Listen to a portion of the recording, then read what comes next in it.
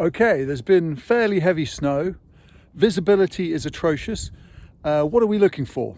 Well, a lot of the techniques that work in fair weather in all seasons will of course still work in winter. So the shape of this tree out here is telling me south is that way. And some of the signs we might not think to look for on days like this are still just as good. We've got some of the golden xanthoria lichens, again, telling me that south is this way. But the winter specific and the snow specific clues, we have to look for something slightly different.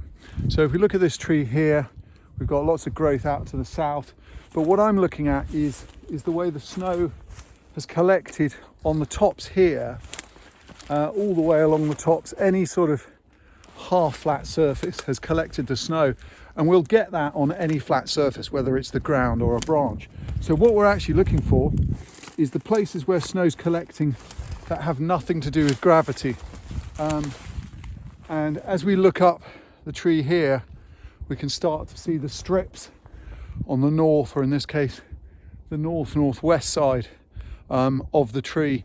And then we just tune into that and see if that's a dependable trend, and that's what I've been doing. And once you've got those snow strips that have been blasted on by the wind, we know what direction the wind was blowing when the heavy snow came in, and we'll find that's dependable over quite a wide area.